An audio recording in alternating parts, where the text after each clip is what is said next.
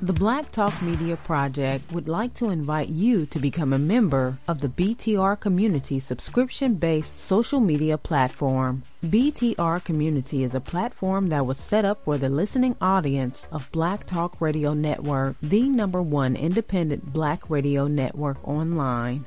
For just $24 per year, your subscription gives you access to an interactive space to share information with like-minded people with your privacy guaranteed. Your subscription will go a long way to help us maintain and improve our current media platforms. It will also help provide a budget so that we can begin the task of establishing localized media centers and radio stations across the United States. The best way to show your support and appreciation for what we do here at Black Talk Radio is to subscribe. Help us to help you be informed. Join btrcommunity.com today.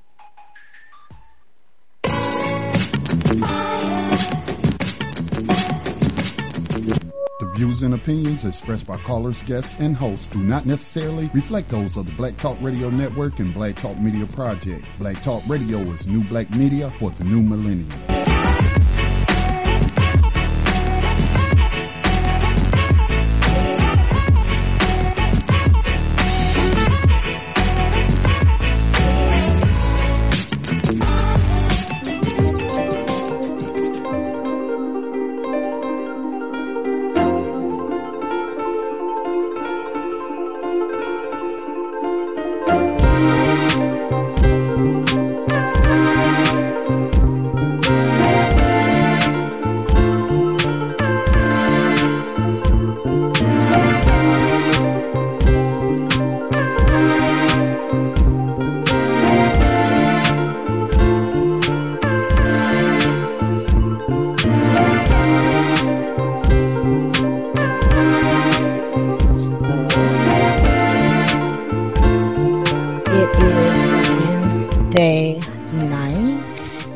February the 21st, 2018.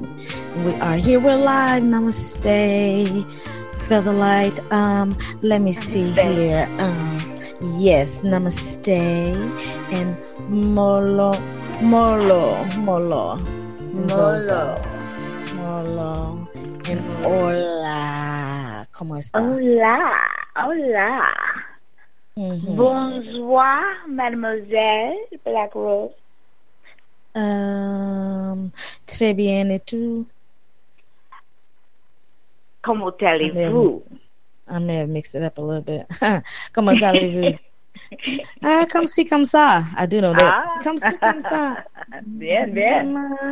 I'm all right. I'm okay. A little. Yeah. So, namaste and all that good stuff. Peace, hotel, assalamu alaikum, all those greetings to everyone. Look, we want to be inclusive. So, joining us tonight. Love and light. Love and light. Yeah, love and light. Peace, all that. So, we are glad that you are tuned in tonight to the Mind, Body, and Spirit radio show. Tonight, we will talk about the Black Panther blockbuster film. And part 2 of our superpowers that we spoke on last week. So part 2 of that, and we'll just review some of what we shared. And also, we have a guest joining us, Larry Temple. He is going to speak to us about healthy living and eating, changing your lifestyle to a healthy living and eating lifestyle with a product called 90 for Life. We eat so many processed foods, and I tell you, over the years, I have really started back eating processed foods, and I'm hoping to just be inspired and get back on track. I am inspired, not say I'm hoping, because we have to be the match that lights the fire in our own life, not look for someone else to do that. Oh, yes. Yeah, I'm inspiring myself. Yes. I am inspired. I set my intentions. Yes. So Oscar Micheaux is our African Spirit honoree for tonight, filmmaker, first Black filmmaker. So stay tuned to hear. You can send your letters to the Mind, Body, and Spirit radio show, and we will answer your letters. I don't know if we'll have time to get to a letter tonight because we have quite a bit of content to share. Nevertheless, we will read your letters. So you have to stay tuned and listen in for your letters. Send your letters to mindbodyspiritradioshow@gmail.com. mindbodyspiritradioshow@gmail.com. And you can follow us on the Twitters at MBS Spirit Radio, MBS Spirit Radio, and also join us on btrcommunity.com. You can join, once you join BTR, then you join the Mind, Body, and Spirit Radio Show group. And then that way you can interact with Featherlight and see some of her recipes and some of what we discussed in previous shows. And we have to really amplify those. I will be demonstrating different mudra symbols that I cannot demonstrate on the radio. So this is true. I have a couple of them. It's very difficult for you to see how I'm holding my hands at this present moment. But you can see it on the BTR. Oh, I can't wait. We found a location on the beach for you to start filming. A couple of locations. I mean, there's just plenty of locations. You know, really, Galveston would be a great place to film because you have the beach area, and if you want like a downtown area, just a downtown scenery, you can go into Houston, and of course, Houston just. I mean, the architecture in Houston is amazing. So you can find all types of great scenes, great backdrops for any scene, shall I say. So let me go ahead on with the quote, Featherlight, because you know how I start running my mouth and rambling. So I will share this quote. I believe in the brotherhood of man, all men, but I don't believe in brotherhood with anybody who doesn't want brotherhood with me. I believe in treating people right, but I'm not going to waste my time trying to treat somebody right who doesn't know how to return the treatment. Malcolm X, Hajj Malik Shabazz. All right. I could go with that. I could definitely go along with that quote. Today is February 21st. This is the day that Hajj Malik Shabazz was assassinated at the Audubon Theater, where he delivered his last speech, assassinated in front of his family. Yeah. So that was a quote from Malcolm X. And then also, I want to share this. One of my favorite speeches, two of my favorite speeches by X in honor of him today, Message to the Grassroots and Black Nationalism. Those are my two favorite speeches. And do you have a favorite speech or anything you like to share, Feather? Or any comments about Malcolm? Before I move on. What did you appreciate about his ideology or things that he spoke about in terms of or his transformation? I mean, he's a person, I admire him so much also because he's such a transformative figure. The way he transitioned from quote unquote on the streets or the childhood having the dream to become a lawyer and being shot down, but studying, teach a self-learned man in jail, and just the transformation that he went through. What was it? Dirty Red and Dirty Red, Malcolm X and El Hajj and Omar Wally. So he was, an amazing figure. Just he was a good example to I would say the common man, because look where he started, and like you said, the changes that he went through. He went to the Mecca. I mean, not many people did get a chance to do that, and the pilgrimage, and his belief system was. I hate to say it wasn't wimpy, because that would be like saying somebody who wasn't like him was wimpy. It was just, it was strong for me. It was strong for me. Although I am a very compassionate person, very loving person, you would say I'm sort of mild, but don't push me, you know. Mm-hmm. And I, when he says, his quote, by any means necessary, it's like, okay, yeah, I'm with that. I'm with that because I really do believe in treating people fair, because it's normal for me. But when someone doesn't return that fairness, and I got to deal with them, I'm not going to keep treating you fair. I'm just either not going to treat you at all, or I'm going to have to defend myself against your attack on me. That's right. That's right. So I put your shield up. Yeah. Put your shield up. Yeah, don't let the smooth taste fool you. I always say. Don't let it fool you. My enemy's necessary. And then I have one more. Nina Simone. Today is Nina Simone's birthday. Wow. Today is her Earth Day. And here's a quote from Nina Simone. You can't help it. An artist's duty, as far as I'm concerned, is to reflect the times. I should have said it how she would say it, how she speaks. You can't help it. Oh my goodness, I just love Nina Simone. An artist do too. I could just hear her now, honey. Oh my Lord, I just love her. Me too. Ooh. I said, where is Nina Simone from? North Carolina. They talking. I was like, wait a minute, shoot, change my speaking to shoot. Anyway, let me see. Is this Mother Hattie? IC? Is that you, IC? Mother? Yes. How are you? Hello. I'm good. Namaste. Namaste. How's everybody? Wonderful. We're well. Wonderful. Okay, I see you. At least unblocked one of my numbers so I could get on and talk with the most wonderful women that I've known. Yes, some indeed. Of the most wonderful women, and healthy and just fabulous and fantastical. Oh wow. Yes, well, we're going to have...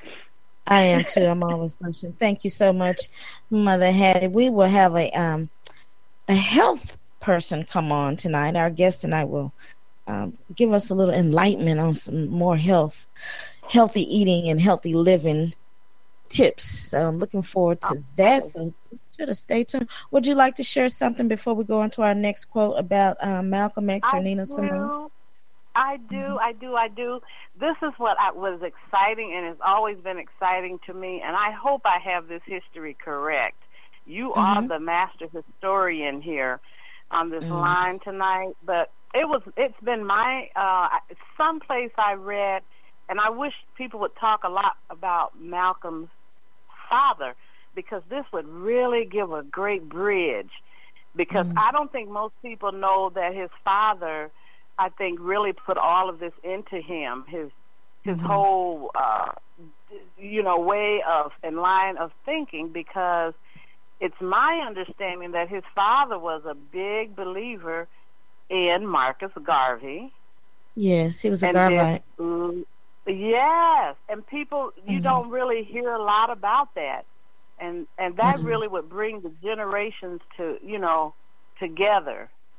I think, and let them and share more of the history, because he was, I understand, big in that. Yes, he was, which is one reason why he was placed on the railroad tracks and killed, assassinated, just like his son, just like what would be his great grandson.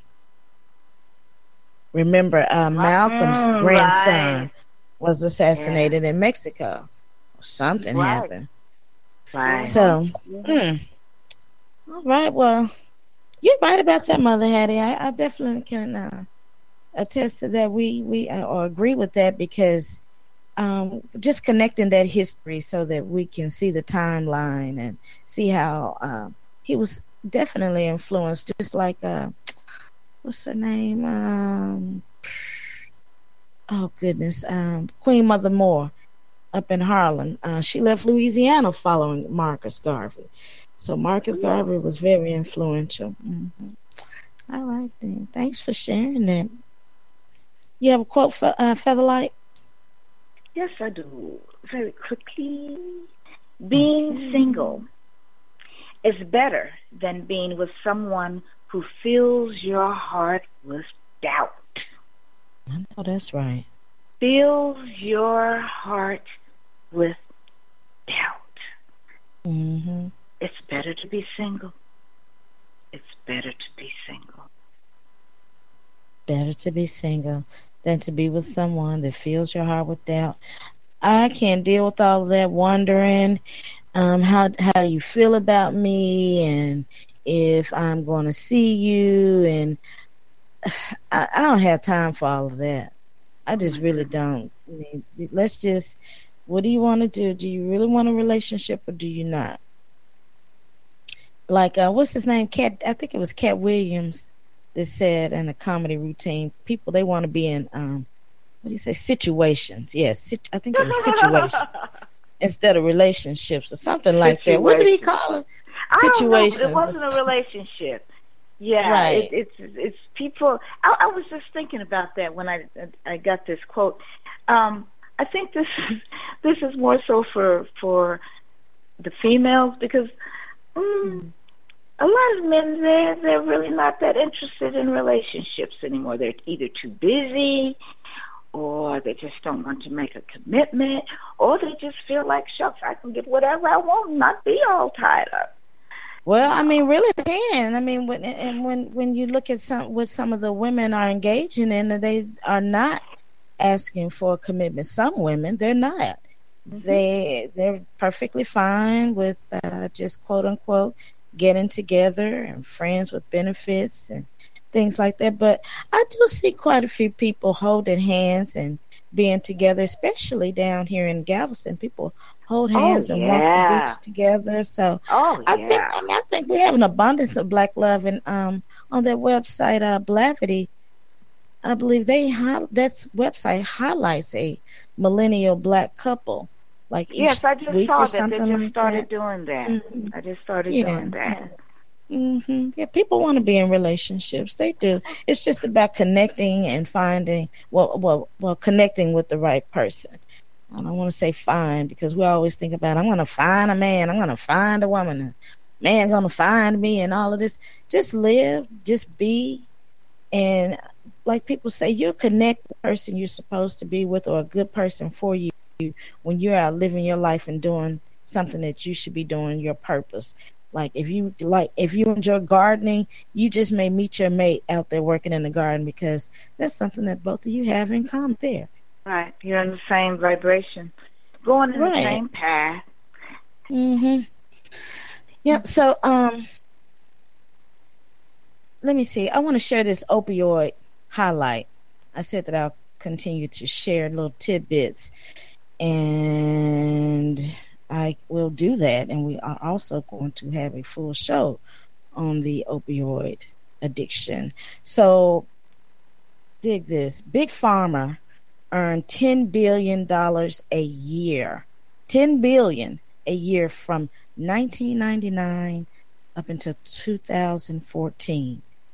Now remember, no one cared when crack was deposited into our communities and destroyed our families. Right. And it came out who was behind it and all of this.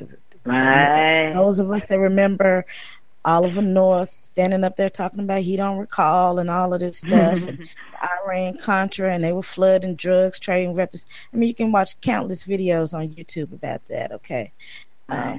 Crack in the black communities, Nicaragua, what is it, the Iran Contra conflict. So, but anyway, so listen to this. There's a large growing group of white males and females that are not employable. They're unemployable due to drug addiction. Okay. 70. Is that in a particular area? Oh, baby, that's all across the country. You can go from Las Vegas to New Hampshire, from New Jersey to especially West Virginia, Ohio. It's just all over. There were over 700,000 deaths. There have been over 700,000 deaths since 1999. 15% of construction workers suffer from prescription abuse. And see, when you have these construction workers, when you think about West Virginia, where all those steel workers were, and see, they were always suffering from some work injury. So they were always doing what? Going to the doctor for pain medication. For pain medicine. Working. Wow. Right. So they became addicted. And then when all those jobs, like in West Virginia, when they were making that good money, they've been living high off the hog, as they say. In Ohio, working in all those steel plants and all that. When all of those jobs were pulled out of there in Detroit, Ohio, West Virginia, some, I believe, in New Jersey. See, they couldn't get those prescription drugs anymore through their job. So they had to go to the streets. And get So see, that's why so many of them are hooked on this heroin now.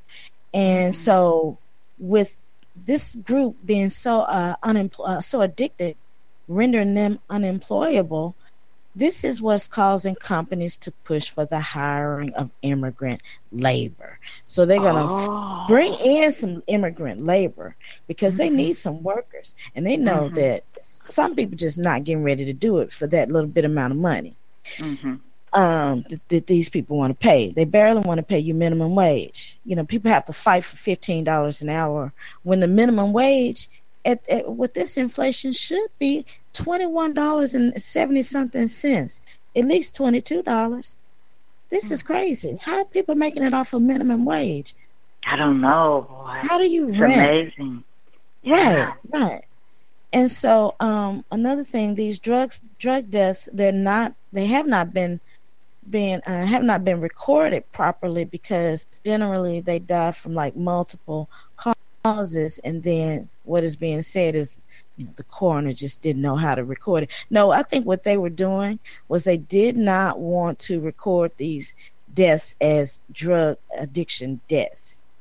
They were trying to hide this for so long, but you have over 700,000 people dying, damn near 1 million people. You know, if they tell you 700, it has to be 1 million. It's much more. So anytime, right. So you have 1 million people that have died from ODing. And these people, they ODing so much, they're causing the neonatal units and the CPS and foster care services to be overwhelmed because the parents either are, court order can't be around their children, or they die. Isn't that ridiculous? It's just so horrible and sad.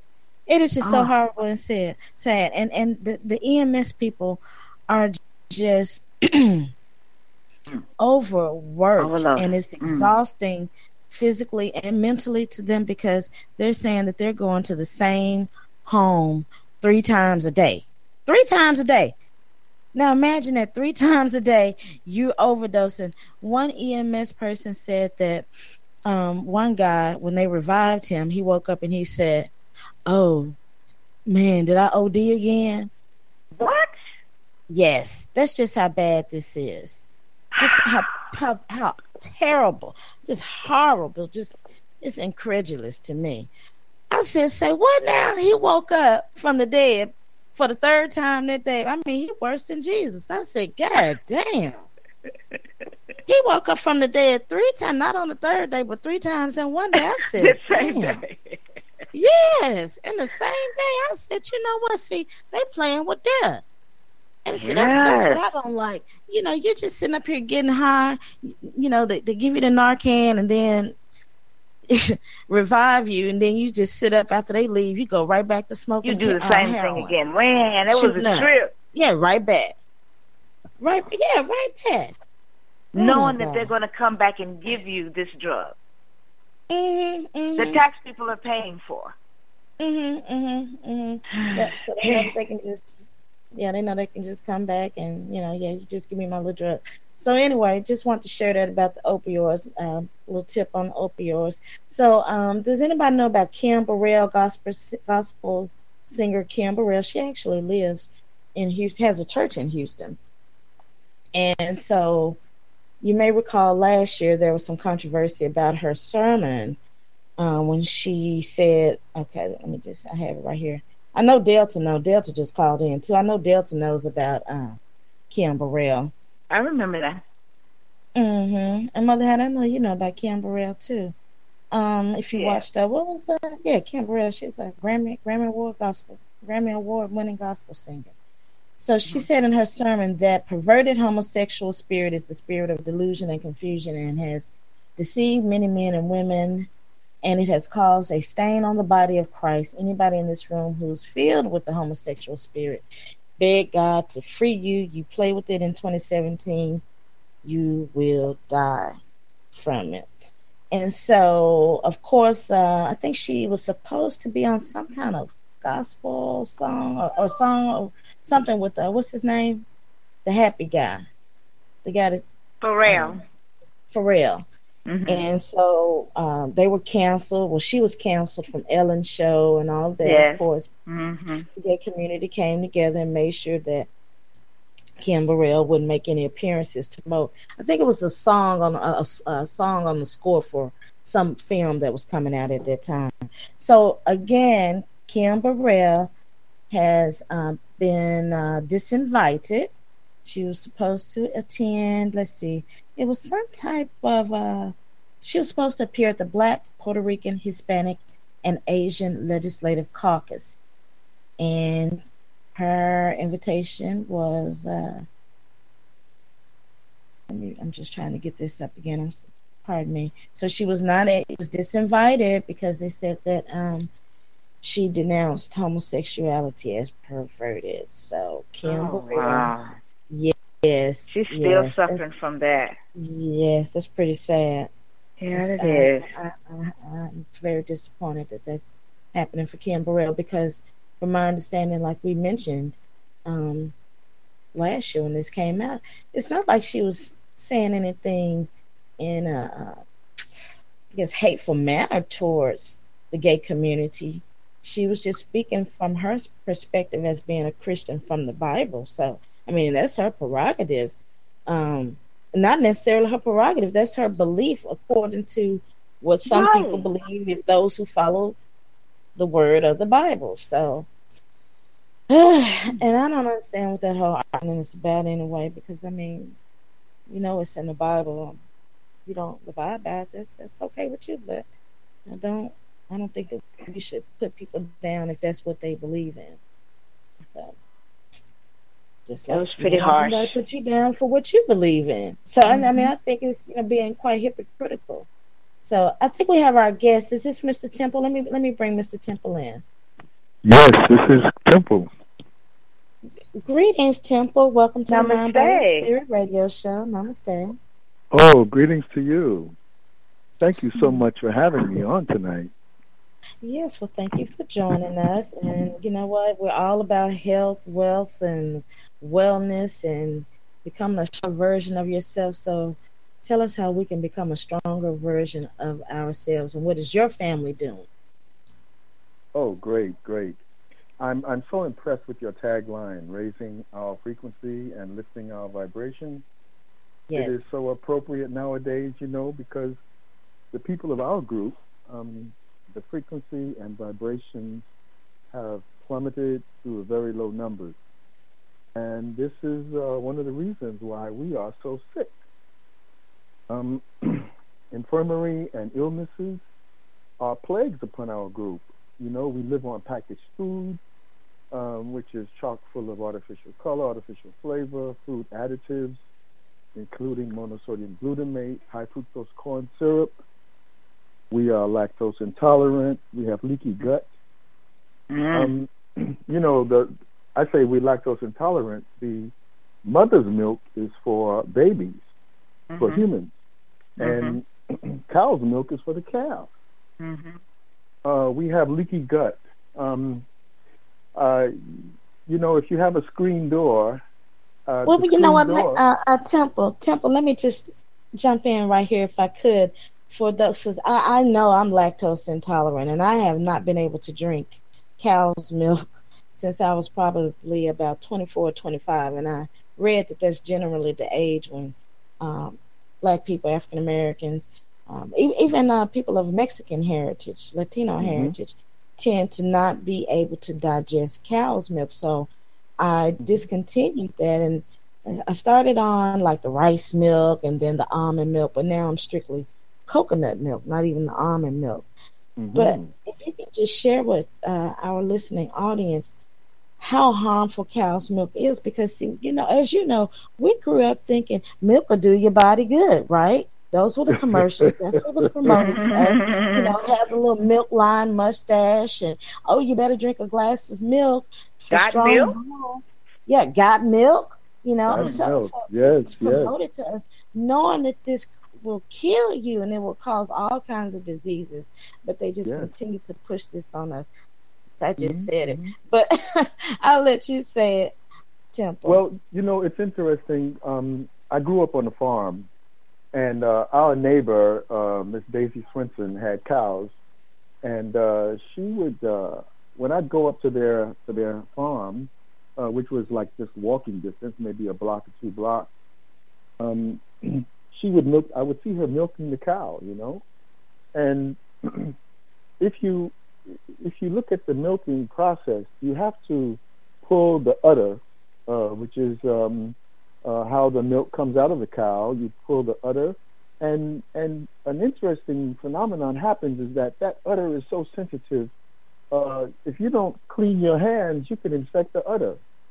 Nowadays, this process is done mechanically, but milk contains pus. Milk is good for the calf, but it's not good for humans. And that is because so much chemical is used to cause the cow today to make more milk. It's called recombinant bovine hormone, and it's in everything.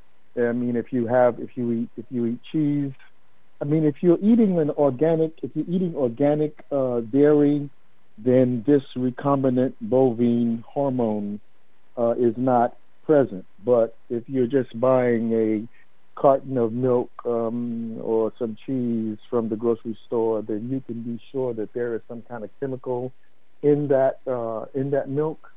Also, the farmers today have to feed. I think they spend about $1 million or $2 a year on feeding the cow antibiotics, because once again that udder becomes infected, and when that udder becomes infected, then the milk receives this residual antibiotic, and of course we can go on all of the livestock, all of the stock that's used as food has this kind of chemical influx. Farmers spend a lot of money. People who grow cattle, who grow chickens, pigs, cows, even fish, they use a lot of chemicals to keep that product healthy. And we ingest that kind of stuff, and we become filled with all kinds of chemicals. I mean, it's unimaginable how flagrant this particular scenario moves across the country. I mean, not only is it moving across the United States of America, but it's in all of the continents. It's on all of the continents. Well, Europe and Canada have strict rules that the United States does not have. They have strict rules about putting recombinant bovine infusions into the cow's diet. They don't allow certain things in the pig's diet or in the chicken's diet. But once again, you see, we are intolerant to a lot of this stuff. We are lactose intolerant, something fierce. Most of us, especially if we've been eating wheat, rye, barley, and oats, and most of us have been eating wheat, rye, barley, and oats from the beginning, since we've been in the world, that means we are gluten intolerant. Gluten, which is a major constituent of wheat, the first 3 letters of it tells the story, glue, Gluten, right? which So is you see what. more products that are like gluten free now, and I really need to like look more into it. And I know that it's like foods that are I guess like the chemicals are sticking to your system, and it's just Correct, causing all correct. kinds of havoc. And it Mm-hmm. creates it causes you to. Well, let me give you a scenario. We have a screen Mm-hmm. door in our front door. We have a screen door. In the summertime, when there are flies and gnats and mosquitoes, the screens are set up so that these insects cannot come into the house. Okay, so imagine your lower tract with this kind of protection. Now, if you punch a hole, I could take my pen and punch a hole in the screen door, and then there's a little hole which keeps the flies and gnats from coming in. But then when I put my ink pen through that door, then the hole is bigger. So flies and gnats, mosquitoes, all kinds of bugs can come into the house. The same thing happens in the lower tract. The same thing is happening in our small and large intestines. We have this kind of leakage wherein waste material that should be moving out, waste materials that should be going out of the body is now leaking into the bloodstream. And this leaky gut is causing us to have all kinds of facial problems. We have acne. We have rashes on the body. It's sickening, and that's no pun intended. But leaky gut is something that we've got. I mean, when you go to the doctor and they say, "Oh, your immune system is compromised," that means he doesn't know what happened. He doesn't know what's going on with you. That's one of the telltale signs. The other thing is that we spent too much time relying on other people to tell us what's going on with our body. I mean, who knows your body better than you know it? Better than you, exactly. Right. And we spend a lot of time and money going to these people saying, "Doc, can you help me?" As a matter of fact, just recently, you can go to the doctor and when you see these commercials on television, the various drugs, I can't name any of them. I won't name any of them. But people go to the doctor and say, "Hey, doc, let me have this drug I just saw advertised on television last night. I think that'll help me." And the doctor will prescribe that for you. And that is because there is a great connection between the AMA, the American Medical Association, and the pharmaceutical industry. These guys work hand in hand. Yes. I don't know if you've noticed, but in our neighborhoods, you have fast food restaurants and you have pharmacies. They're moving into the neighborhoods all across the country. What does this mean? Okay, this means that the fast food restaurants are serving us fast food. Now, fast food is very dangerous. It's very dangerous because it's like 100% chemicals. The chicken is not real chicken. The fish is not real fish. The bread is made such that, one of the most popular fast food restaurants, one of the most popular ones, the one with the golden arches. Yes. You can buy one of those meals and you can set it out. Do this experiment. Buy that meal, set it out, let it sit out, not in the refrigerator, and it will not go bad. It will never go bad. You know, we go on YouTube. I'm always wrong. But you can go on YouTube and see all kinds of videos, yes, with people testing their McDonald's, and they will mark the days. French fries still look the same. The bun never degrades, nothing.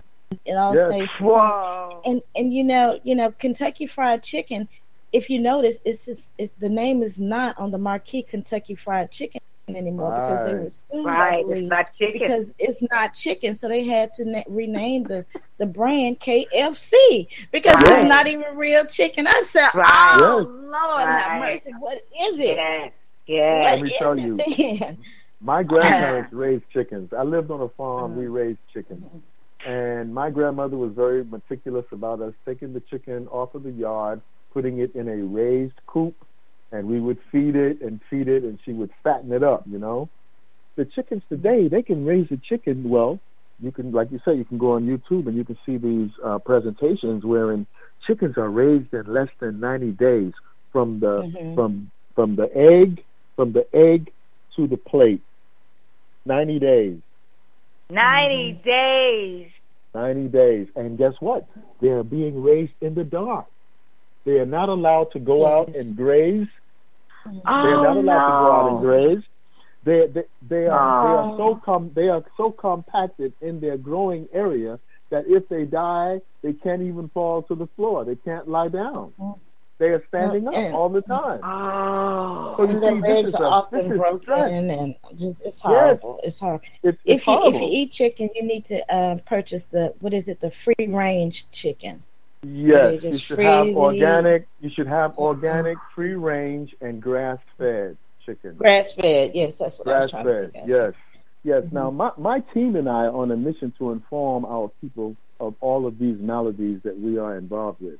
You see, we can eradicate most illnesses within several years if we take calculated steps to nutriate our bodies. We need to give the body essential nutrients every day. And our tagline is we need to give the body 90 essential nutrients. Those 90 essential nutrients are 60 minerals, 16 vitamins, 12 amino acids, and 3 fatty acids. Now, for those of you who are doing the math, that adds up to 91. But 90 is such a smoother number than 91. 90 for life, you get it? Yeah. So our tagline is 90 for life. But we need this nutrition every day.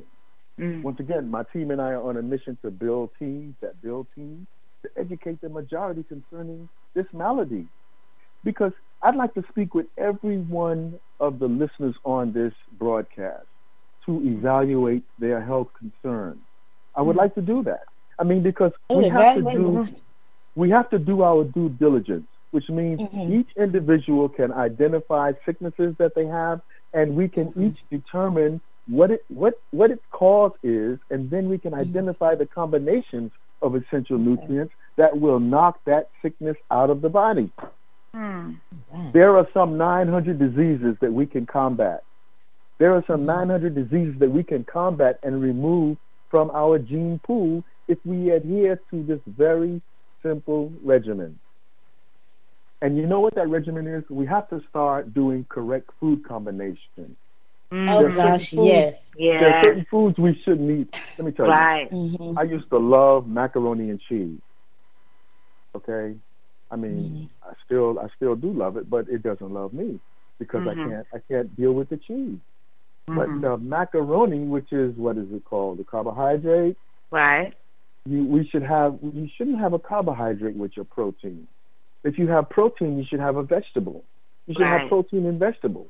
Right. You know, there are certain foods that we should eat together and certain foods that we should not eat together. And let me say this. The idea of minerals coming into our body, it stopped about September 4th, 1882. That's when, what's the guy's name? Thomas Edison flipped the switch at the Pearl Street Power Station down in downtown New York City. That's when the electricity age occurred. You see, before the electricity age, every person, all families in America would go out in the forest, cut trees down. They would use the wood to cook with and to heat with. Now, once the wood burns down, we would take the ashes and take those ashes and broadcast them in our gardens and in our fields, which remineralize the soil. Today in America, the soil is 85% mineral deficient. 85%. So, I mean, you notice that you go to the supermarket now and you see tomatoes and you see carrots and you see all of these vegetables. They have no blemishes. I mean, the worms don't even want to eat an apple. Oh, and they don't taste like they used to. The food doesn't, like the bananas don't have the banana taste they once had. Oh, no. You can't hardly find grapes with seeds. Exactly. And the word is genetically modified organisms. Right. There is a big company in America called I've got to say this name, Monsanto. They are the people who manufacture. What's the oh my goodness, just drew a blank. It is a the weed. It is road. a weed. It is a weed killer. Roundup. Yeah, That's what it's called. Roundup. Yes, Yes, that's They it. yes. Roundup. manufacture Roundup, but in addition, Mhm. they manufacture all of the seeds of all of the vegetables and fruits that we eat in America. Yeah. Right. And they have a policy. You have to buy your seeds from them. Yeah. And once you buy your seeds from them, you can't use that seed a second season. You have to Yeah. rebuy your seeds every season. And what Yeah. they have done is they have genetically modified seeds so tomatoes can withstand the cold. They Mhm. have seeds that make insects not want to eat the fruit or the vegetable. Mm. So the food that we have in the marketplace today is genetically modified, except of course if you're buying organic food. You see, my grandparents grew organic food, even though we didn't call it organic food. Yeah. You know, And we my recycle grandfather, too. my grandfather would plant, right? He would plant the seed, and we would go in the chicken coop, and it was my job, of course, to get the manure from the chicken coop and take that down to the garden and broadcast it. That was the fertilizer. Mhm. He would use all of the scraps from the kitchen. That was that was our compost. Now we call it compost. Yes. So you see, we have moved so far away from our natural habitat, from the natural way that we were brought up, from the way nature planned it. We have moved so far away, and today we have these companies that have these seeds that are genetically modified. We have genetically modified everything. Oh my goodness. You know, packaged foods. When you buy a packaged food and you look on the ingredient list, the ingredient list has words that are maybe 5, 6, 8, 10, 12 syllables long. Right. Can't pronounce them. Can't even pronounce them. They're dangerous. They are dangerous. If you see a package and it doesn't have water, sugar, and another natural item, and sugar is really not natural. I shouldn't say that because sugar is one of the biggest. Sugar is our biggest enemy. It sure is. Our biggest addiction. Yes, it is our biggest enemy, and we have to learn to leave sugar alone.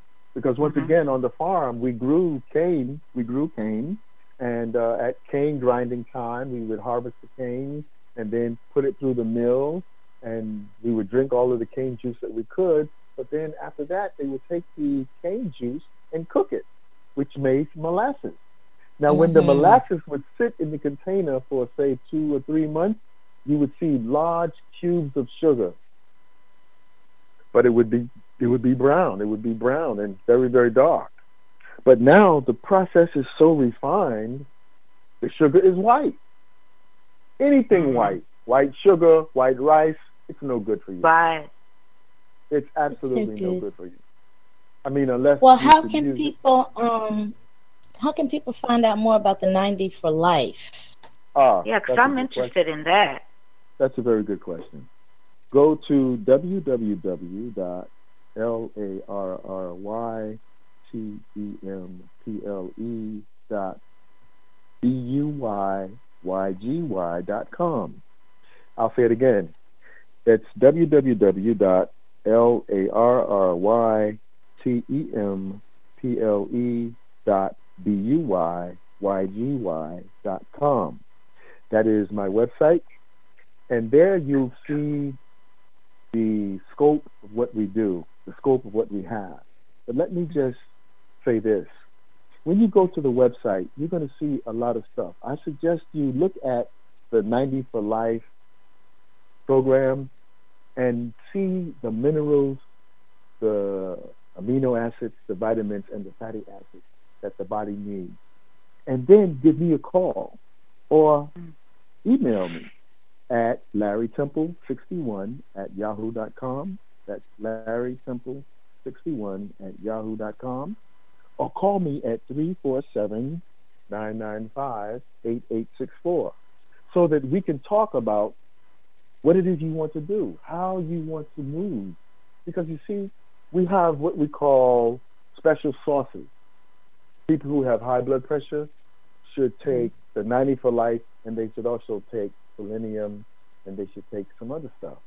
people who have diabetes should have the 90 for life, but they should also have another special sauce. You see, there are some 900 diseases that can be combated with nutrition. I'm not talking about Alka-Seltzer or aspirin or Excedrin or any of the other drugs that are prescribed. I'm not talking about any of that. We're just talking about nutrition. We're talking about food. Because remember, the scripture says food will be your medicine. And medicine is your food. Right. Yes. Right. So once we nutriate ourselves, we'll have a better opportunity to forego disease. People who are in the childbearing ages, couples in the childbearing ages, they especially need 90 for life to eradicate the possibility of birth defects. You see, birth defects occur because of nutrition deficiency in the father and the mother. I can see that. Yes, so it's very, very important. Before you leave us, let's see if anyone has a question. Let's see, Featherlight or Mother Hattie Delta. Anyone have a question for Larry before he leaves us? Well, I wanted to ask the brother, because I have that addiction to sugar. You know, what are some of the things that would kind of calm that down, if anything? Well, Those surges. Sometimes you can just stay away from it, and other times you just gorge on this stuff. I know. I could identify guys with over there on that what do you call that drug you were just talking about, Ashira? Those painkillers. Oh, the opioids. Opioids. Oh yeah, just like the. You know, I really think they should declare it a drug addiction. You know, and just call it what it is. It really is the biggest addiction there is that this country has. Oh, for sugar. Sure. Yes. For sure. I think Yes. classified. What irritates me, and I'll shut up after this because I go on and on about it all the time. They try to get your children hooked on it as soon as possible. My children I never gave it to them because I knew how bad it was for me. I never gave it to them. As soon as they go to school, they start feeding them sugar and candy and cookies, and that's a wrap. That's right. Look at all of the holidays. All of the holidays you talk about. Well, let me have some chocolate. You know, let me have some chocolate with sugar in it. Let me have Halloween, some all that candy. Let me have the Halloween trick or treat. All of this is designed. Yes, all of this is designed to put us in the, like you say, the sugar addiction funnel. Now we have a product that is, you know, the best thing for sugar is to have minerals. When you give the body the proper minerals, we have a multi-mineral complex, which is derived from plant minerals, that when you get that urge, if you have a shot of this product, you will lose that taste for the sugar. Now, let me tell you, my family and I, we are fighting hard to stay away from the sugar. I mean, what we've done is we've moved away from the white sugar. We went to the brown sugar, and then we went to honey, and then we went to agave, and now we are moving towards coconut sugar. It's less, what do you call that? It has less of the carbohydrate factor that sugar has. Okay. Yeah. But I'm so delighted to talk to you. I've had just such a marvelous time speaking to you, sharing this concept, and I would like to talk more with you about it. Anyone who wants to talk to me, feel free to give me a call, email me, go to the website, look at what's there, so that we can do an evaluation. We can do a health evaluation and put you on the right track. Okay. Give us your number again. Absolutely. My telephone number is 347-995-8864. That's 347-995-8864. And I am at LarryTemple61@yahoo.com. Yahoo. And your website. Yes, www. the website. Go ahead. Larry Temple, small case letters, BuyBuyYgy.com. www.LarryTemple.BuyYgy.com. Okay. You're saying U as in TUYUY? No, YGY. Oh, Mm-hmm. okay. Y as in yellow, G as in as Greg. in God, and Y as Okay. in yellow. .com. Correct. Yes. All right. I will be delighted to speak to you. I'll be so happy to speak to you and share the information that I have.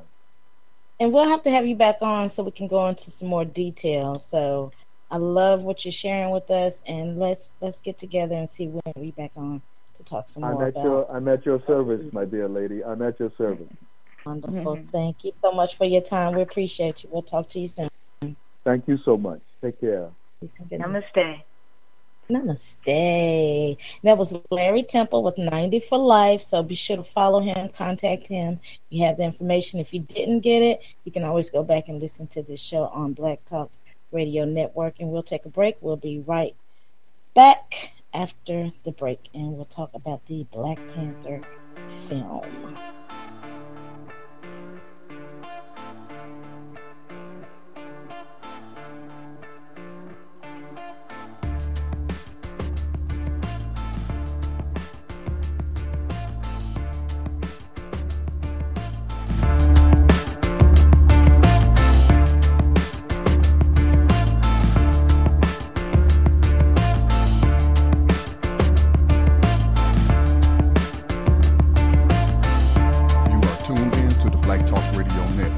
Podcasts and live program scheduling, visit us on the web at blacktalkradionetwork.com.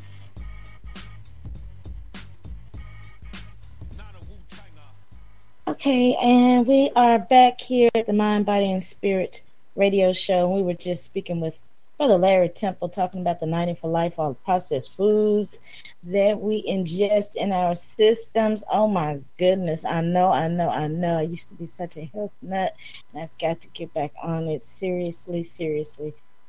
I am back in the gym, though, at least that. Just got to be consistent with it. It's all about the consistency. Right. Stay with the course. And, I say to myself, no matter how tired I am, I just have to force myself to do it, because in my mind, I'm always going to be tired. I can always use 2 more hours of sleep. So anyway, I'll share this quick quote. Let's see. Quick quote. Let's see. Okay, here we go. Nope, that's not it. That's not the quote. Let me go back. Okay. It is incorrect to classify the revolt of the Negro as simply a radical conflict of black against white or as purely American problem. Rather, we are today seeing a global rebellion of the oppressed against the oppressor, the exploited against the exploiter. Malcolm X, Hajj Malik Shabazz. Again, today was the day that he was assassinated at the Audubon Theater.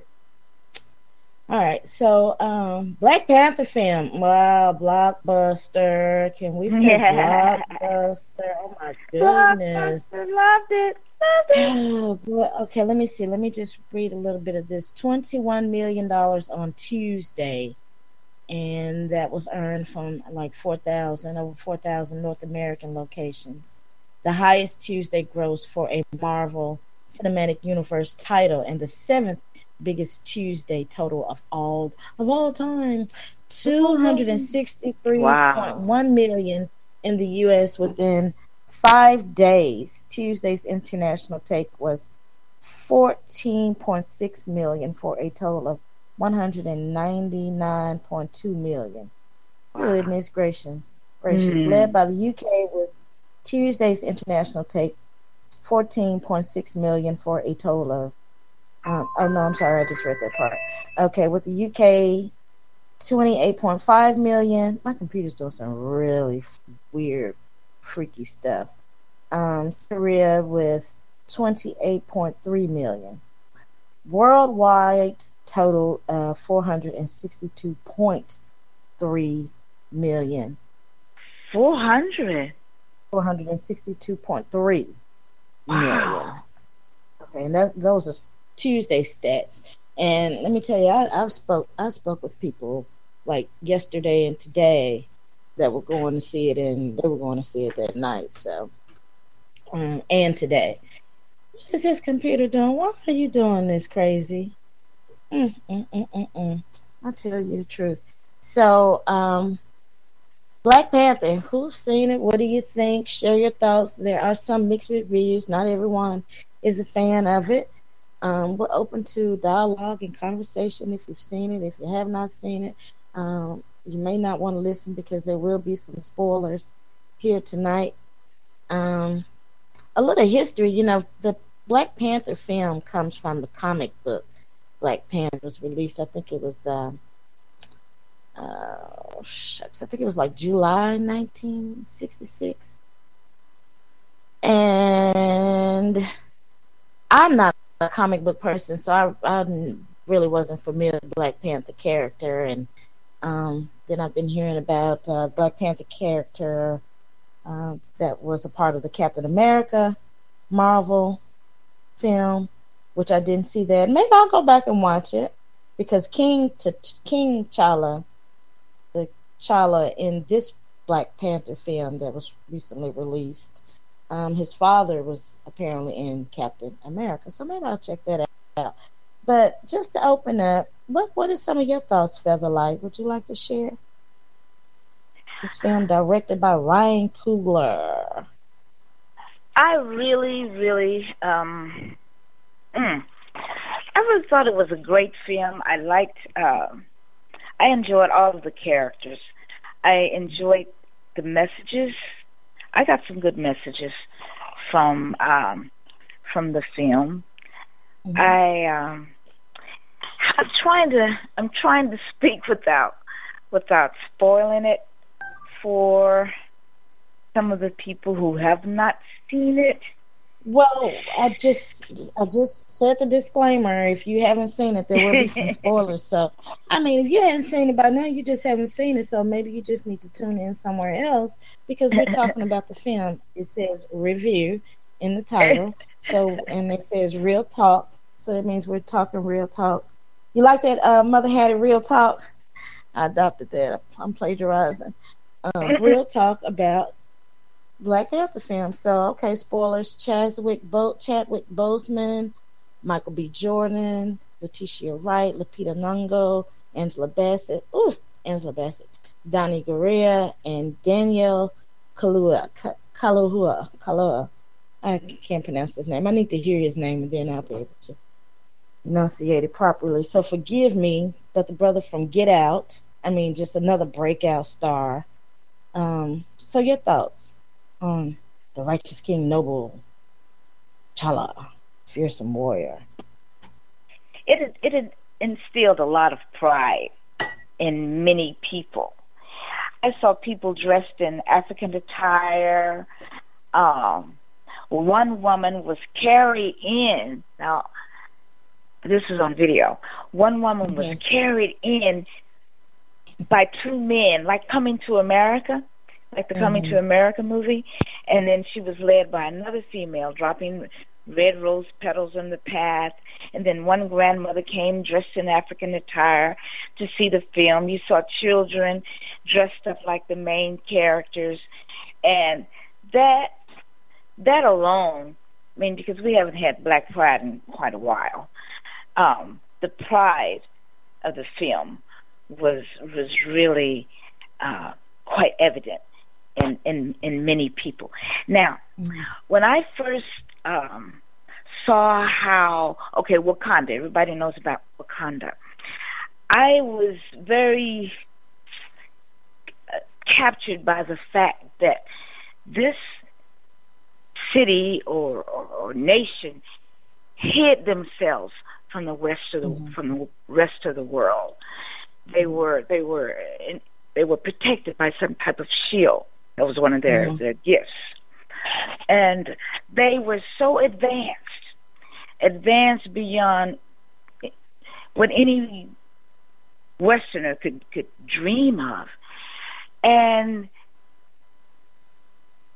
the first thing I thought about, and they were doing so well. the clothes, the dress, the people. It was just marvelous. It was marvelous how well they were doing, how advanced they were, and they kept it all a secret. Okay, so the first thing I thought about is I was sitting there, and it was at the beginning of the movie. I thought about Black Wall Street. I thought about how well they were doing, how they had chartered plane companies and pianos and birds and indoor plumbing, and the poor whites did not have all these things. And of course there was this jealousy, there was this envy, because it was right in their face that they had to see this. And eventually, you know what happened? They bombed them, they ran them out of town. So I was thinking, as I saw the movie, they needed to be hidden. It was good that they were hidden, away from everybody. But then, as the movie went on, other things developed, like, you know, helping other people outside. So, but that was the first thing I thought about. That's the answer. Hide what you're doing, so others won't try to. The impenetrable shield.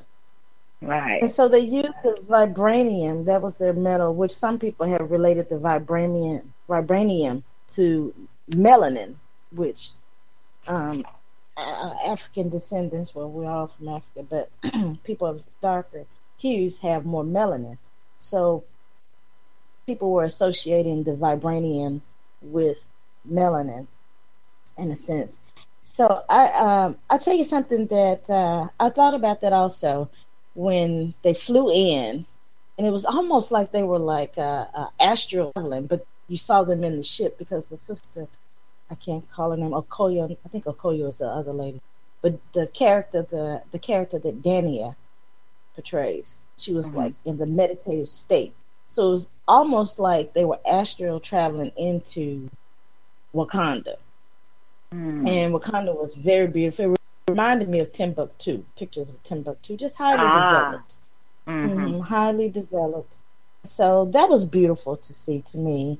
And I tell you something that was very simple, but I picked up on it because I look beyond certain things in movies or certain messages. I look at different messages, shall I say.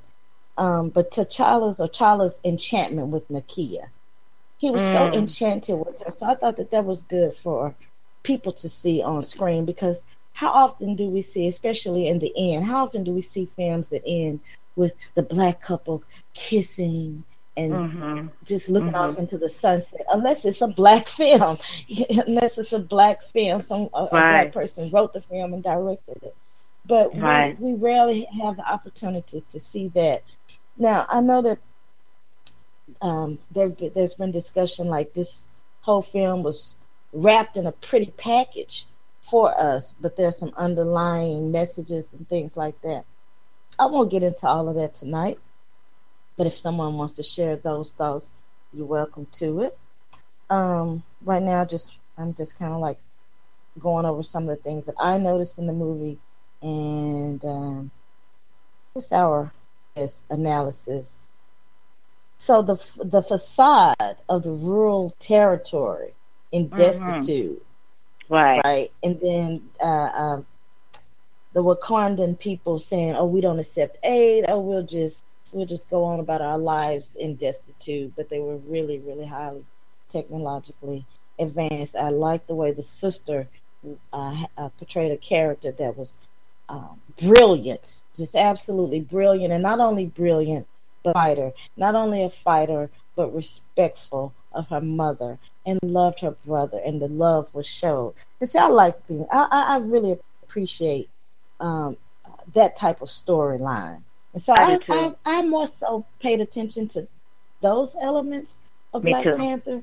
And I know that there were some other elements that people have been speaking about on YouTube. I've seen like people compare each character to like Malcolm and Martin and Du Bois and Garvey, because Killmonger and Nakia wanted to have the vibranium and the resources that Wakanda possessed to help people that were struggling in the community. But T'Challa wanted to remain hidden. and just Right. keep close. Just not get involved in it's so deeply involved in helping. So Right. I could see how people could have different opinions about their philosophies because, again, Du Bois and Booker T. Washington, they had their debate. Booker T. Washington said we need to pick up our buckets and go out here and do all kinds of vocational work. Du Bois said we need the scholars. Guess what? We need both. We need scholars. We need some people that are going to be able to fix the plumbing, okay, do some irrigation and garden. We need people that will be able to write and research. So we need both in our society, in our nation. So that's why, like, both of their perspectives, to Chala's perspective, wanting to remain hidden, I can see that, and I can also see being a human being, being humane. You want to go out and help people, and so in the end, I must say, I did stay for the second scene after the credits, but I didn't see that third scene, or I guess the second scene. I saw the first scene after the credits, but I missed this other scene. So either I'm gonna have to check it out on the Fire Stick or go back to the theater and see it because I did not see that Featherlight. No, I didn't either. So if you haven't seen it and you're listening, don't get up as soon as you see the credits. Just stay. That's right, yeah. Something else is going to come on. Stay. Something else is going to come on. So don't just. And normally I do that. Yeah, right. I know. Normally I wait until the very end because I always like to see the credits. For some reason, I've always been like that because I've always been into film. So I just like to see. I always stay. Oh, who did the makeup? Who costumes? Oh my God. I have a question. Yes, Scotty. Greetings, Featherlight. Greetings to you, Black Rose, and Namaste. Namaste, Scotty. Just something real quick because I watched it last night and I took notes on it. But I want to say this to everyone: there's people we go in with things that we're in tune with, or things that we are into. And we go to these movies and we'll pick up on certain things that other people won't pick up on because, we see our interests or our biases or whatever we took into the movie with us, things that we're looking for. And what I've heard from Black Rose thus far is that she was really taken by the beauty of it all. The, what do they call it? The aesthetic value of the film, of the cinema, and you were really taken in by all of that. But one question, now I'm going to do a video. I actually going to do a video, put it out later. But this question didn't come to my mind that y'all, provoked thought. And so I know that Stan Lee and the creators of these comic books, which these films are based on, that the characters in the X-Men were based on Malcolm X and Martin Luther King. Magneto was the Malcolm X character, and Dr. Xavier, the guy in the wheelchair, was more of the Martin Luther King, or the way that they want to portray these individuals to us. Okay, but so it got me to thinking tonight. I was like, now I wonder which came first, the Black Panther Party or the Black Panther, because obviously Stan Lee was in tune with, whether you want to call it Black Power movement concerning Malcolm X or the Civil Rights movement concerning MLK, and that influenced him to put it in a comic, even though he changed the skin color of the characters. And the mutants versus, being niggas. You know what I'm saying? And so I looked up Black Panther. When did the comic book came out? Which came first? The chicken or the egg? Which came first? The Black Panther or the Black Panther Party? Black Panther, and I've always referred to 1966 as the year of the Panther, the year that I was October. Born. Year I was born as well, so it has a special significance that year. But Black Panther, the comic book, or the character, first appeared in Fantastic Four number 52 in July of 1966. I would love to have the opportunity to ask. We know Brother Huey Newton ain't with us anymore. He's transitioned with the ancestors, but to ask Bobby Seale, were y'all influenced by this character and adopted the Panther as your mascot or your symbolism for your party, which you also named the Black Panther Party? So, a bit of trivia. That's all I wanted to share. Thank you. Thank you, Scotty. Yeah, I actually did have to look that up too, because I know that there was some discussion about that, and I really wasn't sure because, like I said, I didn't follow the Black Panther comic book, so I actually did have to look that up myself, and I did. And I forgot to add, Black Rose, that the Black Panther Party was formed in the same month I was born, in November of 1966. You did have to, well, I thought it was October, though, Scotty. I thought it was October. I think it was November. Okay, well, October, November. It's all the same. Look, but October, it came November, after the so just some trivia that I didn't think about, fun aspect of it, instead of getting so deep, although that might be deep to some people. Yeah, well, people have been discussing that, but what are your thoughts, though, Scotty? Because some people have really, really given some strong criticism to the film. Basically, just saying that this is very. I've even heard people say it's a coonish film. So it's a coonish film. Share your thoughts. Again, coonish. People already. I bet you the people that's saying that's what they have a history of talking about, cooning and pointing out cooning, and that person's cooning and this person's cooning. So when they went into this movie, that's what they were looking for, was cooning. And they found some coons, and that's what they're going to focus on and nothing else. So that's why I was saying earlier, we watch these films already with life experience, perspectives, things that we're already talking about. But what I saw, and I'm going to expound on this in my video, but just some of my notes. People in Africa not caring about what happens to African descendant people in the rest of the world. African descendant people viewed as outsiders. I'm talking about in the diaspora. Why did you not bring your sons home? That really stood out to me. I don't want to give any spoilers, but y'all know what happened between the king and his brother, and that boy being left in America to be trained and raised by white supremacists. Malcolm X tried to get Africa to stand up for African Americans. Also, tribal warfare, because, a lot of times people in the diaspora think of Africa, they think of it as this one united people, and they're not recognizing that you got over 200 different tribes and cultures that was represented in the movie, in the warfare, between the tribes and what goes on in Africa. I saw that in the movie. Killmonger thinks like the colonizers, and he said, I know how they think. Yeah, but you also taking on aspects of their vicious behavior. But I mean, in the video, we can look at both sides of that. Bury me at the bottom of the ocean. He said, he was like, he didn't want to be saved. He is like, just bury me on the bottom of the ocean like my ancestors who knew it was better to die than to be in bondage. Now, you look at that. I mean, that's very poetic. That was very poetic and what have you. But I'm not blaming any victims of slavery who didn't, jump overboard. And then the fact that many of them didn't jump, but they died in the holes and they were thrown overboard as shark food.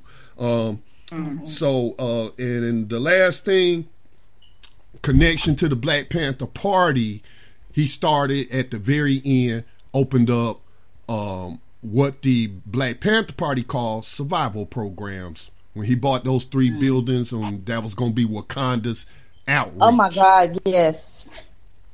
So that y'all just got a preview of my video where I'm gonna go more in depth into these points. Yes, but that part I did appreciate that part. Me too. The end of the film, because it was reflective of the whole buy up the block movement, buy the block, buy up the hood, buy the block.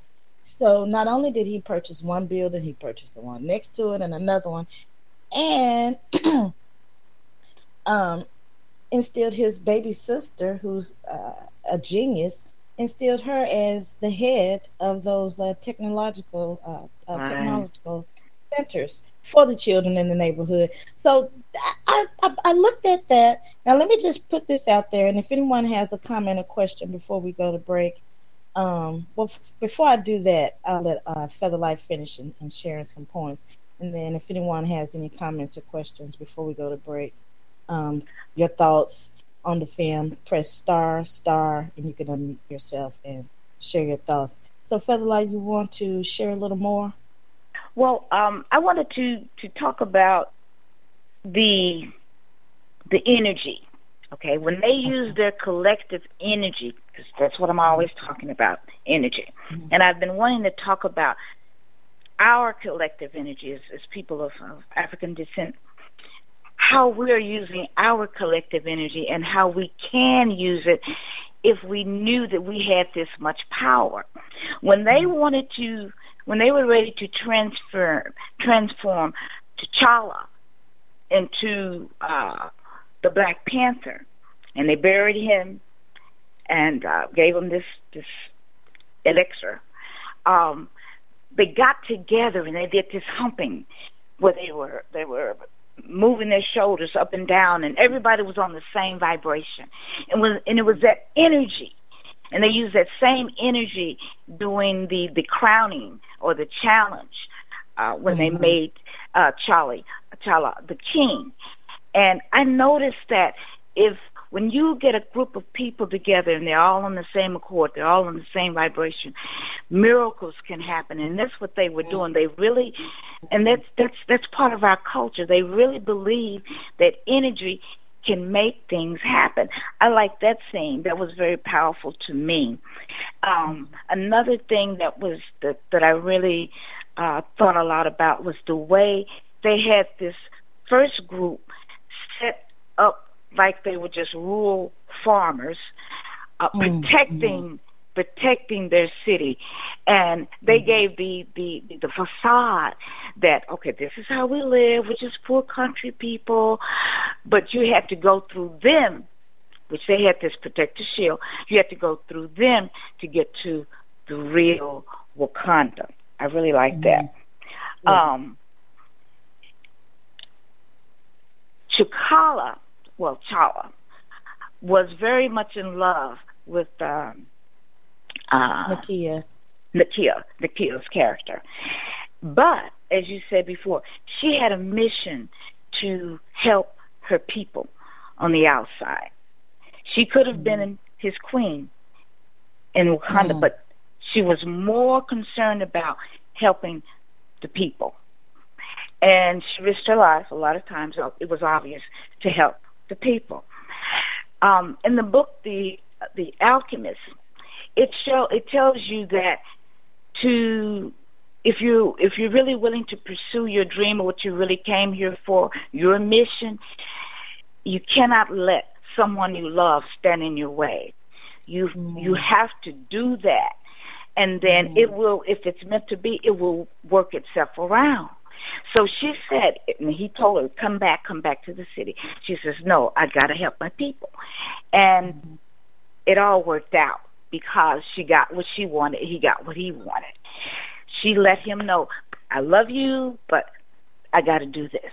And if you can work it out some kind of way where we can have both, that would be cool. So and she king and all. Yeah, right. Yeah, you king and all. King and all. Yeah, so what can you do to help me do what I'm trying to do? Yes, I'm trying to help the people. And that's another element of the film that I really, really, really did admire that was inserted, how she wanted to help the people. And she didn't want to go and kill like Killmonger, but she wanted to help the people. Just help them. And so, I mean, I can see how that could bring up, or conflict could arise from that desire, because you have people that want to just remain in their space. But then in order to help people, you have to come out of your comfort zone. Right. So, right. And Wakanda was ruled. One other thing, Wakanda was ruled by a king, but protected by a female general and her female warriors who kicked ass. Oh my gosh! They kicked ass. They were. They had strength. They had valor. They had loyalty. Everything. They were just fantastic. They were just great. They were just. It was amazing. It was amazing to watch them fight. It was just, and I love the way the enemy came in to help. So-called enemy. The other came tribe. in to help. What was his name? I can't think of his name now. The woo. Yeah. I like that part. And I think that I would like to use that in my everyday life, but I don't want somebody talking to me, whatever. When you're saying something that means nothing, just say, "Ooh, ooh, ooh, ooh, ooh." That was a great scene. It was like, whatever you're saying, shut up. Shut up. I like when the little sister said, "Don't touch that colonizer," or something she said. Yes, She called him colonizer. Yeah, I would like to start using that too. But just to speak really quickly on what you mentioned about the intention and everybody being on that one vibration and the whole body movement in unison, being on the same accord. That's one thing that Baba Dick Gregory used to talk about, us meditating and praying at the same time at 12 o'clock, just like the Muslims practice, and just all of us being on the same vibration at the same time, setting that intention. It can happen. Sometimes it can happen. It really can happen. So let's take our quick break, and then we'll come back with the African spirit, and then you want to share your Did You Know, and we still need to get into our superpowers. So I'll cut the African spirit and keep it very short. I'll pick back up because Author Micheaux, he's just such a phenomenal person. We couldn't wrap him up in one night anyway, I don't think. So much to share. So we'll be right back after this break.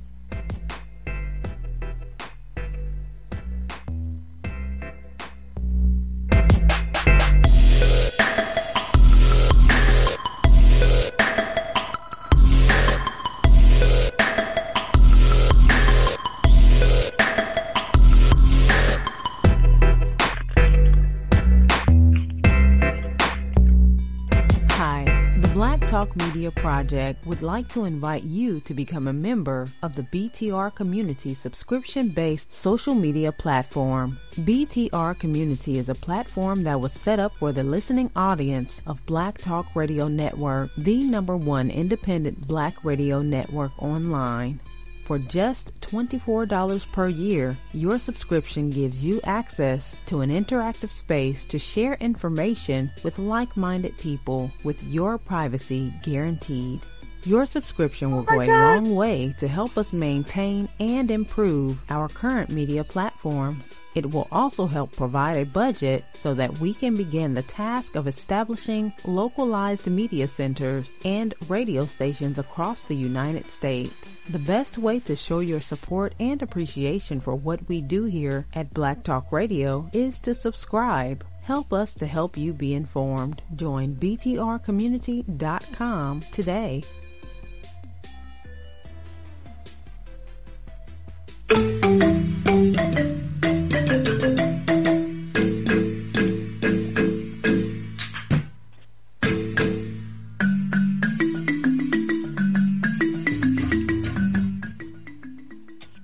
Okay, for our African spirit tonight, we are honoring Oscar Micheaux. Oscar Micheaux is regarded as the first major African-American feature filmmaker, a prominent producer of race films. And he has been described as the most successful African-American filmmaker of the first half of the 20th century. He's revered as a controversial trailblazer. He produced both silent films and sound films when the industry changed to incorporate speaking actors. His films were a challenge to racial segregation and an alternative outlet for Black movie goers.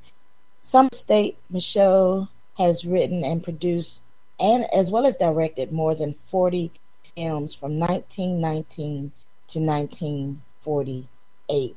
And some of his themes were centered around African Americans realizing their potential and succeeding in areas where they had not felt that they could. I want to say this about author Micheaux. He wrote his first novel, and his first novel, Homesteader.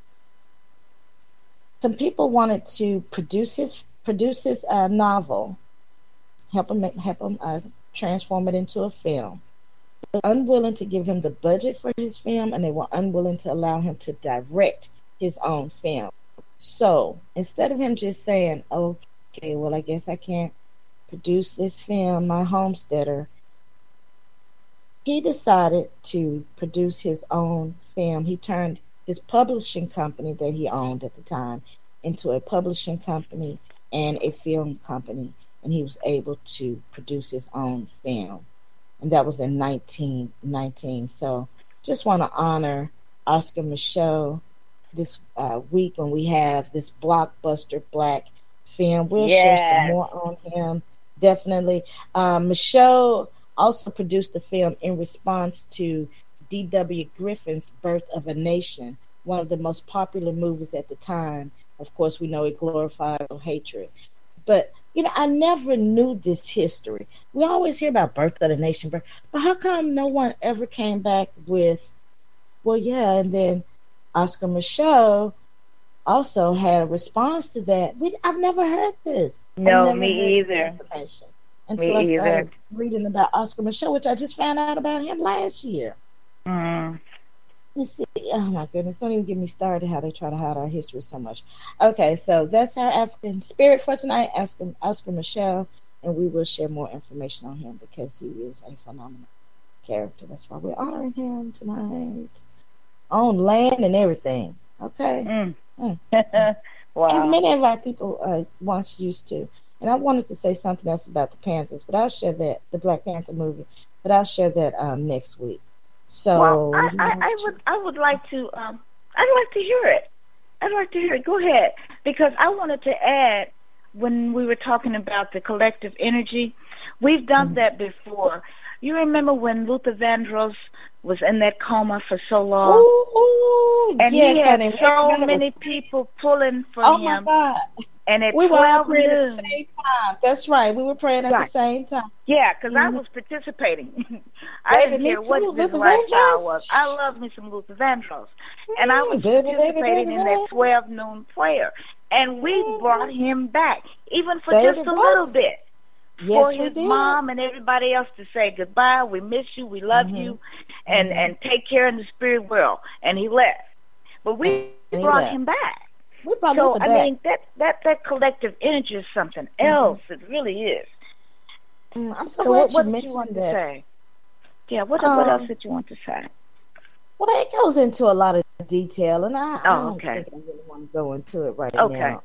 Okay. Yeah, I'd rather us move it along with the superpowers, because some people may be waiting to hear the rest of the superpowers. So at least we could share a little bit before, just maybe some, because I know we are kind of close to our time for the other piece. What if we just read just one of them?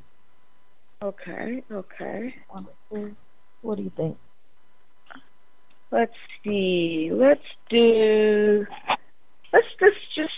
do about 3 real quickly, because they're very quick. They're very quick. Yeah, these are the cities, right?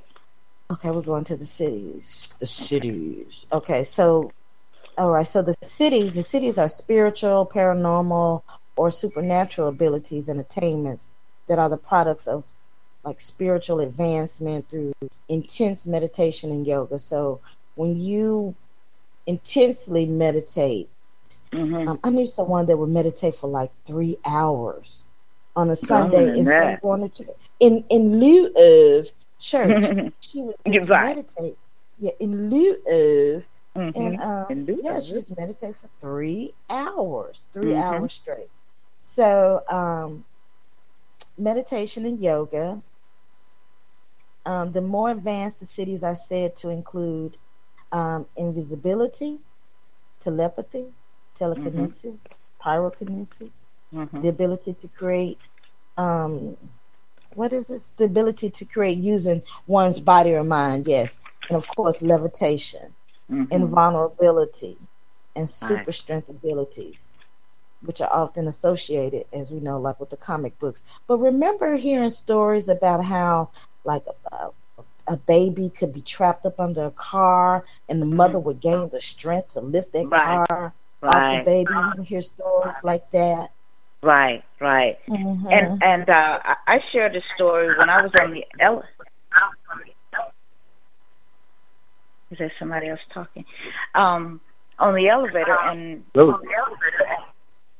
Hello. Oh, okay. I yeah. think we have someone that has a question or comment. I just wanted. This is Brother Davis. I was listening. I just wanted to add when you talk about the spiritual powers, we can only talk about the spiritual powers that we can imagine because there's so many powers. Our minds are too small to really encompass. And literally that obedience is like the first level of humans stretching themselves to their divinity of being in order to be able to be receptive of these teachings. And a lot of them can only be given now through meditation. I just wanted to add that. Right. Thank you. Thanks for Thank sharing you. that. Exactly. When you meditate, it takes you to a different level, a different space. Oh, it's so healing. It is so healing. I notice a difference in my day if I wake up peacefully and meditate. Not pick up my phone and start seeing what's on social media or something like that, but just collect my thoughts and pray and meditate. And I have such a beautiful day. And when I leave with a positive attitude, even if I have to psych myself up. Right. Right. And then there's also the Hadia Vidya, ability to go without food or water for months at a time, and your body can still remain healthy. And Madalasa Vida, ability to shrink or enlarge one's body to the size of a mosquito. Wow. Or to over 100 feet. Yeah. Yeah. And then there's the Vayugaman Siddha, the ability to travel from one place to another in seconds.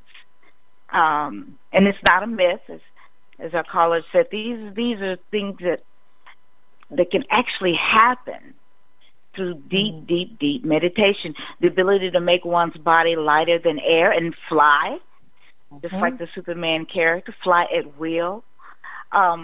There's also the ability, Papakaya Prasvisanam, the ability to enter the body of others, and also the ability to manifest any object one desires within one's hands.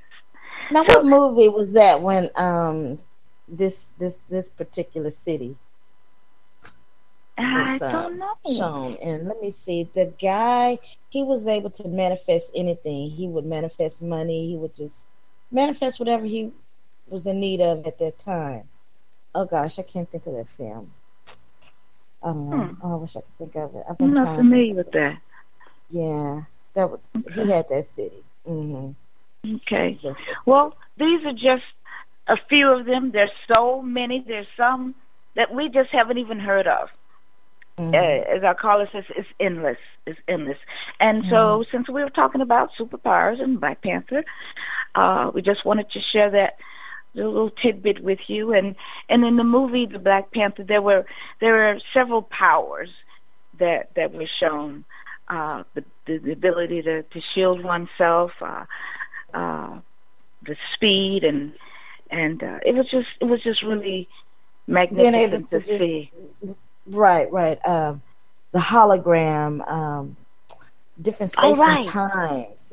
Right. Yeah, so many of these cities were actually portrayed in that film, and a lot of other films. I can't think of the name of that one where the guy was able to manifest anything. So, and then our government has used some of these quote unquote cities, like being able to hear something in a completely different country or or astral travel to another country and be invisible in another room.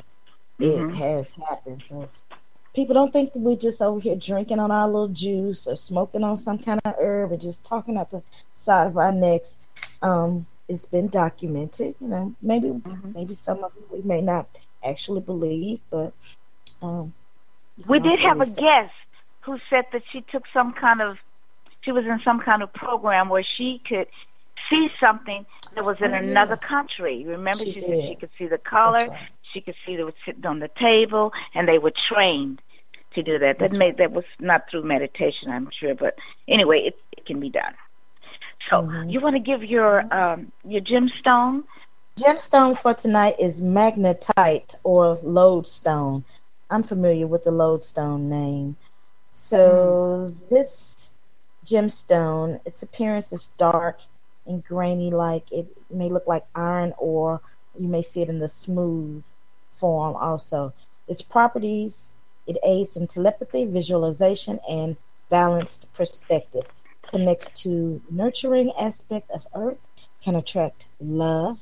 The stone is also beneficial for blood and your circulatory system, stimulates sluggish organs, and sedates the overactive. So it just really gives you that balance in your body and hormonally. Useful for sports injuries, relieves aches and pains. It's best to position the magnetite or lodestone on the back of your neck, base of your spine, or an aching joint. I wish I had known that. I would have put that lodestone on my elbow, because my elbow was giving me some pain for a while. So I look for a lodestone. All right, and so that is the gemstone for tonight. Very good. Very good. Very good. Very good. Okay, let me give the love the body right quick, and then we will go into breathing. So, slapping and knocking and stretching. Okay, so these are different types of alternative medicine that we could use, alternative health aids that we could use. So forget the name of the disease. The body is one whole connected being. Focus instead on the meridians and the flow of chi, or vital energy, through your body. So blocked meridians hinder the flow of chi, and this causes an imbalance between the forces of yin and yang.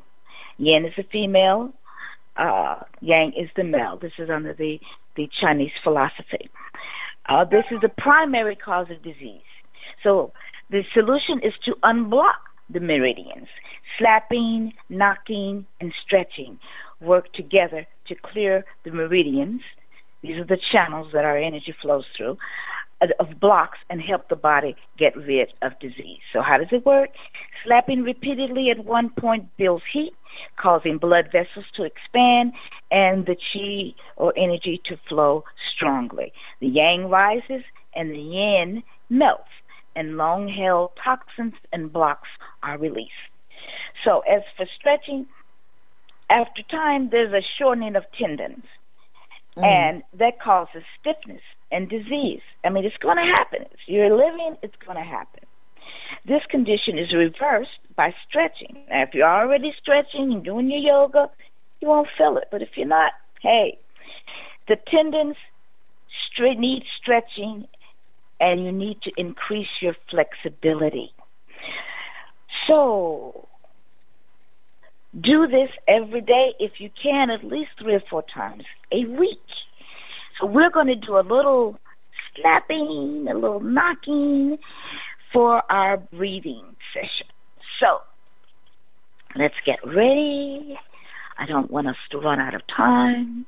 I don't want us to rush, because this is about R&R, relax and release. Relax and release. So guess what? Have a seat. You don't have to stand. Yes, sometimes you may want to sit down. I'll be quiet. I'll be quiet, but I'll be listening. Okay, so ladies, place your left hand on your lower abdomen and your right hand over your chest. Men, the reverse. Right hand on lower abdomen, left hand on chest. And we're going to practice a little conscious breathing. No counting, just breathing properly. When you inhale, inhale air through your nose. Send the air down your throat, past your chest, and into your lower abdomen. And as you inhale, your hand on your chest should not move at all. The hand on your abdomen should rise as you fill it with air. When you exhale, your hand on your abdomen goes down. Your chest still remains still. So let's begin. Inhale. Exhale. Inhale. Exhale. Once more. Inhale. Exhale. I hope your chest did not move at all. Place your hands now in a comfortable position beside you. Now inhale and slowly turn your head to the right shoulder until it comes parallel to your shoulder. Make sure your shoulders just drop and relax. Exhale, return to your center. Inhale and slowly turn to your left shoulder, parallel to your shoulder. Make sure both of your shoulders are down and relax. Exhale back to the center. Inhale, lift your chin up toward the ceiling. Exhale and bring your chin to your collarbone. Inhale back to center. Take your shoulders and roll them back a few times. Then bring them forward. Now we're going to practice a little knocking, like we talked about. Now, one of the most powerful tools is your hands. We're going to take our hands and just knock on our chest lightly. Just kind of make a little loose fist and just kind of knock on your chest. Oops, I hope you didn't hear that. I was doing it. So you can loosen up some stagnation there. Take some deep breaths. Letting go of any doubts or worry. Move up to the thymus gland. Knock on that. Knock on the heart. Take some deep breaths. Now, extend your right arm out and cup your left palm and lightly slap the inside of the arm all the way down to the hand. Okay? Now, flip your arm and knock on the outside of the arm. Okay? Let's do it again. Slap down the inside of the arm. These are the yin meridians, the female. Then up the outside, the yang meridians. It has to be equal. You do one, you have to do the other. Slap all the way to the shoulder. Now come to the other side and slap down the inside of the arm, your other arm. Feel the vibration of the chi or the energy waking up. Moving up the outside all the way to the shoulder. Do this again. Down the inside to the hand. Up the outside, up to the shoulder. Tap, tap, tap. Knock, knock, knock. Now when you're finished, drop your arms down. Keep them loosely at your side. Elbows slightly bent and fingers spread apart.